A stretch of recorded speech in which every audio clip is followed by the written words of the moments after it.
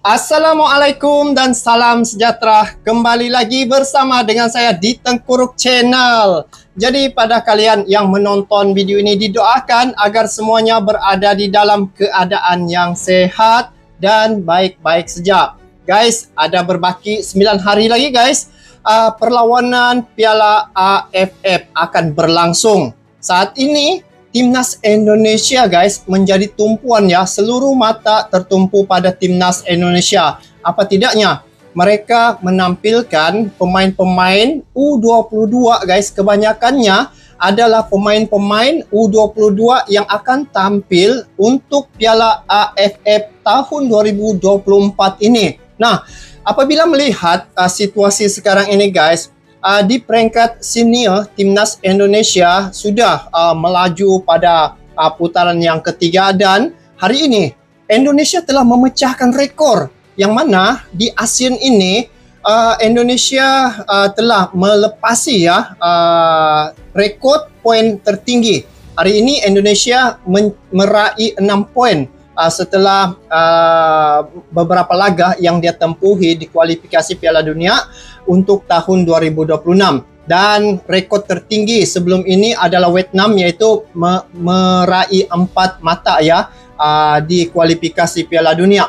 Guys, ini merupakan satu cabaran bagi tim-tim yang ada di Asia Tenggara ini, karena ini merupakan satu kekuatan baru ya yang telah muncul di Asia Tenggara ini. Ramai komentator dan juga pengamat-pengamat sepak bola melihat perkembangan Timnas Indonesia hari ini begitu drastik ya, dia punya peningkatan, kemajuan, pencapaian dan juga resultnya. Baru-baru ini juga ada pelatih dari Sabah ya, Sabah FC, yaitu Datuk Ong Kim Swee, memilih Persis Solo untuk dia berkarier di situ.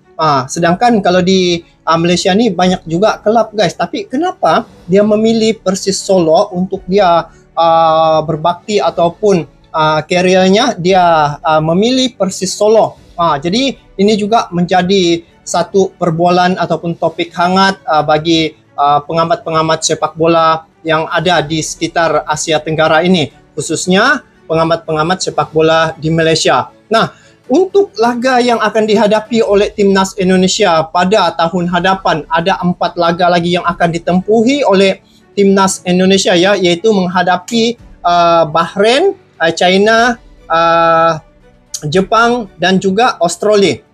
Setakat ini 6 poin sudah diraih ya. Ini merupakan rekod tertinggi di ASEAN. Jadi kami juga berbangga ya, kerana wakil satu-satunya dari ASEAN ini hari ini telah melakukan yang terbaik dalam kualifikasi Piala Dunia 2026 ini, dan harapan penuh agar Indonesia bisa sampai ke final guys. Nah, hari ini saya terlihat ya, ada satu video yang mana dikatakan Indonesia makin mudah masuk Piala Dunia. Australia diragukan FIFA, China ketahuan main licik, untungkan Indonesia, masalah negara rival grup C. Jadi kalau dilihat ya, pada awal mulanya Indonesia ni di grup C, di situ Indonesia sangatlah diremehkan. Mungkin teman-teman juga ada melihat ya konten-konten ataupun video-video sebelum ini, bila Indonesia berada di grup C, di situ Indonesia adalah ranking paling rendah. Dan tim-tim lawan seperti Arab Saudi, Bahrain, China, Australia ya, mereka melihat Indonesia ni sangat mudah dikalahkan. Sekadar mereka jadikan Timnas Indonesia ni sebagai batu loncatan mereka untuk meraih poin. Tetapi apa yang telah berlaku sebaliknya guys. Indonesia yang menjadi pula cabaran terhadap tim yang ada di grup C itu. Jadi apapun, kita coba lihat video ni, yang mana Australia diragukan FIFA, China ketahuan main licik, untungkan Indonesia. Apa maksudnya nih? Apapun, langsung kita nonton klip video ini. Jom. Kabar gembira untuk Timnas Indonesia karena para rival grup C tiba-tiba punya banyak masalah. Arab Saudi berpotensi memecat Hervé Renard karena desakan publik negeri minyak. Bahrain juga masih kena mental untuk bertandang ke Gelora Bung Karno. Sementara Cina panik usai mendadak jadi musuh bersama para negara ronde ketiga. Australia juga dihantam berita buruk jelang menjamu skuad Garuda pada bulan Maret 2025 mendatang. Bagaimanakah kekacauan rival timnas Indonesia di grup C? Wow. Arab Saudi langsung Dari ranking dihantam bawah krisis. di nomor ketiga. Apa masalah Arab Saudi ini, guys? Kekalahan dari Pelatihnya timnas kah? Indonesia langsung bikin Arab Saudi dihujani banyak masalah. Rekor membanggakan skuad elang hijau atas merah putih akhirnya putus. Pasukan negeri minyak merasakan kekalahan perdana saat melawan skuad Garuda. Kekalahan Padahal perdana ya. Arab Saudi sempat punya rekor 13 laga nggak pernah tumbang kontra timnas Indonesia. Harga diri skuad elang hijau juga jatuh karena kalah dari negara di luar 100 besar FIFA. Padahal Arab Saudi berstatus sebagai raksasa Asia karena menduduki peringkat 57. 59. Kekalahan memalukan dari timnas Indonesia sampai bikin manajer skuad elang hijau kena mental. Manajer tim nasional Hussein Al-Sadiq meminta maaf kepada Dewan Direksi Federasi Sepak Bola Saudi karena tidak bisa melanjutkan posisinya di tim nasional selama periode mendatang. Tulis SAFF. Ruang ganti Arab Saudi semakin kacau setelah Hervé Renard didesak untuk mundur. Pelatih asal Prancis ini mulai kehilangan dukungan dari publik negeri minyak. Bahkan pandit lokal Arab Saudi mulai berani mengecam strategi Renard. Mengambil tanggung jawab tidak hanya sekedar berbicara karena itu bukan keberanian di media, melainkan dengan mengambil tindakan dan menerima kesalahan atau mengajukan pengunduran diri. Padahal ini pelatih baru nih, guys. Dikutip dari Al Saudia 356. Hervé Renard semakin tertekan karena Arab Saudi akan menghadapi jadwal yang lebih berat. Di lanjutan ronde ketiga, skuad elang hijau akan langsung melawan Jepang dan juga Cina. Arab Saudi dituntut bisa mengalahkan skuad Samurai Biru demi menjaga harapan untuk lolos. Namun peluang skuad elang hijau dinilai sangat kecil karena kalah segalanya dari Jepang. Prediksi ini bakal sangat bermanfaat untuk timnas Indonesia yang berada di... guys, kalau dilihat ya, sebelum ini Indonesia berada sini guys, ranking paling bawah setelah dikalahkan oleh China ya, tapi dia comeback setelah menghadapi Arab Saudi 2-0, terus naik pergi menggantikan tempat ketiga ya. Kalau sebelum ini Indonesia berada paling bawah. Jadi comeback Indonesia ini yang saya katakan tadi, tim yang ada di grup C ini memang dikatakan tim grup neraka guys. Ini sudah biasa. Jepang sudah menjadi langganan ya Piala Dunia. Australia, Arab Saudi, Bahrain, Tiongkok begitu. Tetapi lihat saja hari ini Indonesia berada di posisi yang ketiga. Selepas ini dia akan menghadapi Bahrain, Australia, Jepang dan juga Tiongkok. Saya rasa kedudukan Indonesia nih itu yang berpotensi besar untuk mereka menuju ke babak yang seterusnya. Sekarang tengok nih. Semua 6 poin. Yang paling besar Jepang lah. Jepang satu tim yang memang tidak dinafikan kekuatan mereka. Tetapi bila menghadapi Australia ni, sebab mereka sudah pernah berhadapan ini. Jadi seri masa tu, imbang. Tidak mustahil di sini. Ini memang dari segi pemain-pemain timnas Indonesia ya. Mereka dari segi penambahan pemain tu yang belum lagi tampil maksimum ya. Seperti Kevin Dix, Eliano, Miss Hilgers, dan juga oleh Romeni. Bayangkan guys, kalau itu gabung, main nanti, mungkin ini kekuatan yang akan ditampilkan untuk laga pada tahun hadapan guys. Menarik guys untuk perlawanan selepas ini. Tambah lagi, skuad elang hijau masih kesulitan untuk mencetak gol. Pasukan negeri minyak menjadi tim yang paling sedikit mencetak gol di grup C. Arab Saudi baru mengemas 3 gol dari 6 pertandingan di ronde ketiga. Firas Al-Buraikan yang diharapkan menjadi sumber gol justru tampil melempem. Rekan setim Riyad Mahrez ini masih belum mencetak satupun gol di ronde ketiga. Mandulnya lini serang Arab Saudi sampai bikin Hervé Renard kembali dihujat tajam. Khaled Al-Atawi merasa sang pelatih bukan sosok yang tepat untuk membangkitkan skuad elang hijau. Saya tidak menganggap Renard sebagai orang yang tepat untuk tahap saat ini. Melatih bukan meninggikan suara Anda di ruang ganti. Dan manajemen teknis tim Saudi yang membawanya kembali tidak berhasil. Tutur pandit asal Arab Saudi tersebut. Kegagalan Renard diduga karena ogah mendengarkan curhatan Roberto Mancini. Pelatih asal Italia ini sudah mengaku sangat trauma melatih Arab Saudi. Saya tidak akan menyangkal bahwa tawaran dengan jumlah yang sangat besar membuat saya tergiur. Namun hal itu juga yang membuatku masuk ke dalam posisi sulit, ungkap ex-pelatih Inter Milan ini. Renard juga merasakan kegelisahan yang dialami Mancini saat menangani Arab Saudi. Pelatih asal Italia ini sering mengeluh karena pemain lokal negeri minyak kalah saing di liga domestik. Bintang asli Arab Saudi banyak yang tersingkir karena regulasi aneh dari SAFF. Federasi Arab Saudi ini mengizinkan kuota 10 pemain asing untuk setiap klub di Saudi Pro League. Hasilnya, para penggawa lokal cuma bisa menjadi penghangat bangku cadangan. Wih, kalau dilihat sepanjang beberapa laga nih ya, Arab Saudi, 2 sudah pelatihnya guys, dalam kualifikasi Piala Dunia nih.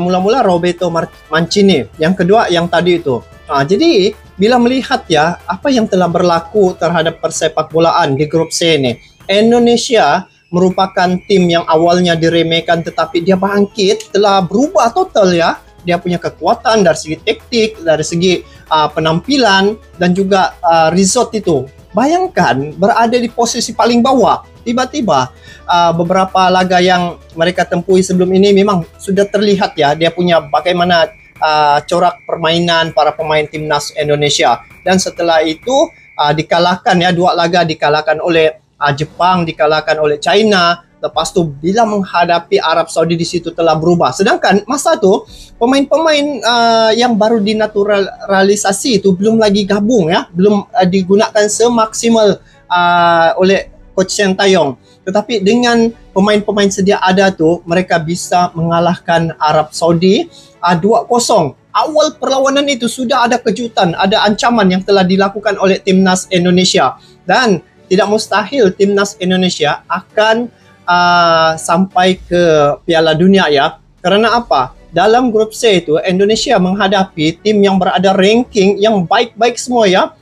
Seperti Jepang, Australia, Bahrain, China dan juga Arab Saudi. Itu tim yang dikatakan tim grup neraka asalnya.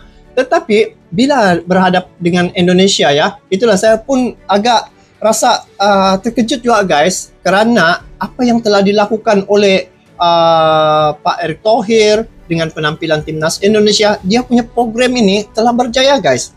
Program Pak Erick Thohir telah berjaya membuahkan hasil. Ini pun belum lagi habis ya perlawanan, sudah terlihat hasilnya. Dan Pak Erick Thohir dia berani ya mengatakan sekiranya Indonesia kalah ataupun kekalahan Indonesia itu ada tanggung jawabnya. Sekiranya Indonesia ada berlaku apa-apa, dia sanggup mengundur diri.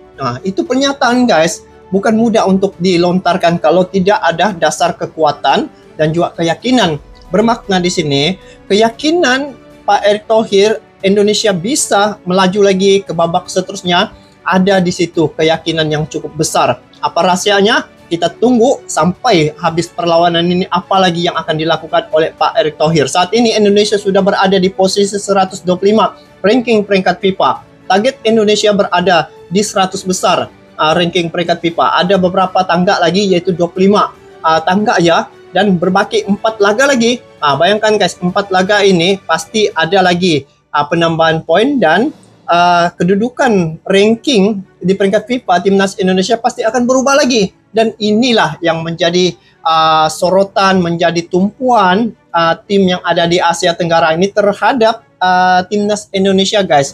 Pak Erick Thohir telah mengubah persepsi tim yang ada di Asia Tenggara ini ke arah yang lebih baik sebenarnya. Jadi secara tidak langsung tim yang ada di Asia Tenggara ini termotivasi atas peningkatan timnas Indonesia, dan sehingga pelatih dari Sabah ya, Sabah FC di Malaysia memilih Persis Solo untuk dia melatih di situ. Dia melihat perkembangan sepak bola di Indonesia itu jauh lebih baik berbanding dengan tim yang ada di Asia Tenggara ini. Itu pernyataan beliau sendiri ya. Itulah sebabnya dia memilih Persis Solo untuk dia berkarya di situ.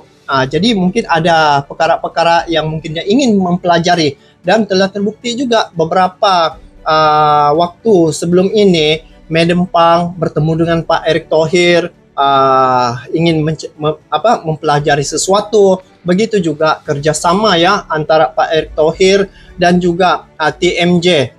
Jadi melihat perkembangan sepak bola di Asia Tenggara ini, Indonesia telah memberi contoh yang terbaik. Bagi saya memang terbaik guys, sebab apa yang telah berlaku ini adalah bukti bahwa keseriusan Indonesia mengangkat sepak bolanya itu bergantung pada siapa yang memimpin sepak bola itu. Jadi Pak Erick Thohir merupakan orang yang sangat tepat ya memimpin sepak bola di Indonesia karena dia mempunyai klub, dia mempunyai pengalaman, dan inilah yang seharusnya perlu dicontohi untuk melantik ataupun menjadikan seseorang itu pemimpin sepak bola. Bukan hanya sekadar mengejar jawatan, tetapi dari segi dia punya kemampuan bagaimana mengolah ataupun membawa persepak bola negaranya ataupun timnya itu ke arah yang lebih baik. Jadi Pak Erick Thohir telah membuktikan apa yang dia lakukan, apa yang program yang dia laksanakan itu telah membuahkan hasil. Jadi 4 laga lagi pasti Indonesia akan beroleh kemenangan. Apatah lagi kalau dikatakan di sini Australia dirugikan FIFA, China ketahuan main licik, untungkan Indonesia. Jadi kalau dulu Indonesia dikatakan tim yang lemah ya di grup C, hari ini Indonesia pula dikatakan ancaman kepada tim yang ada di grup C itu. Melainkan mungkin Jepang, tapi Jepang pun tidak boleh senang hati lagi ya, karena pemain-pemain timnas Indonesia belum tampil semaksimalnya dengan kehadiran oleh Romeni ya, Max Hilgers, Eliano dan Kevin Dix. Bayangkan guys kalau mereka tampil gabung. Jadi ada tempo 3 bulan lagi dari sekarang ya, 3 hingga 4 bulan gitu. Dan kalau diwujudkan bermula dari sekarang chemistry sesama mereka, pasti akan datang nih Indonesia akan membuat kejutan di kualifikasi Piala Dunia 2026 ini. Dan saat ini juga Indonesia mempersiapkan timnya ya, U22 sejak yang tampil pada Piala AFF untuk musim kali ini. Artinya keyakinan mereka ya dari segi kekuatan itu sudah ada guys. Jadi apapun memang menarik ya untuk sepak bola musim kali ini. Indonesia telah menjadikan satu suasana yang menjadi tumpuan saat ini terhadap persepak bolaan sekitar yang ada di Asia Tenggara ini. Jadi apapun kita yang ada di Asia Tenggara ini harus berbangga juga karena ada dari ASEAN yang sudah melaju ke putaran yang ketiga, dan kita doakan Indonesia bisa meraih kemenangan sebab itu juga mengangkat nama ASEAN ya di persepak bolaan peringkat internasional. Jadi guys, itu saja untuk info kali ini. Saya sangat tertarik ya dengan perkembangan sepak bola di Indonesia nih, yang mana ini merupakan satu modul yang bagus dijadikan sebagai panduan karena Indonesia telah membuktikan pencapaian mereka, dan juga hasilnya sekarang Indonesia telah meraih banyak kejayaan dan juga pencapaian. Jadi itulah persepak bolaan yang sangat menarik untuk kita ikuti terhadap perkembangan sepak bola. Lagi-lagi Indonesia sekarang ini yang dikatakan King of ASEAN. Jadi guys, itu saja. Kita bertemu lagi di video akan datang. Sampai jumpa lagi. Assalamualaikum warahmatullahi wabarakatuh.